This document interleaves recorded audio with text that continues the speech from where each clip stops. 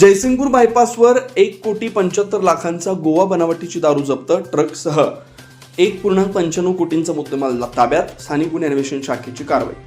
गोवा बनावटीची दारू महाराष्ट्रात विक्री व वाहतुकीस बंदी असताना चोरट्या मार्गानं कोल्हापूरच्या दिशेनं आणणाऱ्या अशोक लेलँड ट्रकवर स्थानिक गुन्हे अन्वेषण शाखेनं कारवाई केली. जयसिंगपूर पोलीस ठाण्याच्या हद्दीतील कोल्हापूर सांगली बायपास रोडवर सापळा रचून 1,75,68,000 रुपये किमतीची गोवा बनावटीची दारू जप्त करण्यात आली. ट्रक व इतर साहित्य मिळून 1,95,78,000 रुपयांचा मुद्देमाल पोलिसांनी ताब्यात घेतला. ही कारवाई 16 ऑगस्ट रोजी रात्री करण्यात आली.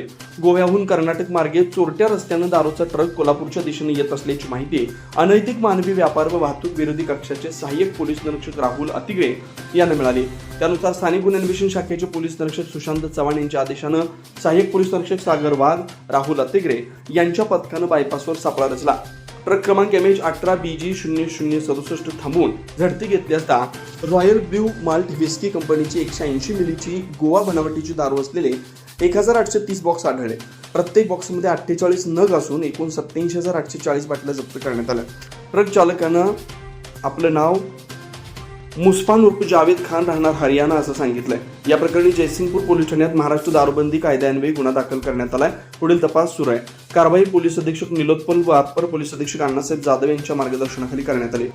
इथे राहुल अतिग्रे यांना गोपनीय माहिती मिळाली की एक गोव्यातून मोठ्या प्रमाणात दारूचा साठा असलेला एक ट्रक हा गोव्यातून मध्य प्रदेशकडे जाणार आहे. सदरची माहिती समजल्यावर तिथे आपण सापळा रचला. त्यामध्ये AP सागर वाघ, राहुल AP अतिग्रे आणि टीमनं सापळा रचला. जयसिंगपूरच्या इथे एक ट्रक जी इन्फॉर्मेशन समजली ती त्याप्रमाणे दिसून आला. सदर ट्रक थांबवला. त्यात चेक केला असता जवळपास 1,860 देशी गोवा दारूचे बॉक्स आपल्याला त्यात मिळून आले. त्याची किंमत एकूण 1,75,00,000 आहे. तसेच 20 लाखाचा ट्रक असे एकूण 1,95,00,000ची मुद्देमालची आपण जप्त केलेला आहे. सदरबाबत जयसिंगपूर पोलीस स्टेशनात गुन्हा दाखल करीत आहोत आणि ही दारू कुठल्या कंपनीतून आली आणि मध्य प्रदेशमध्ये कोणाकडे चाललेली होती याचा पुढील तपास आम्ही करतोय.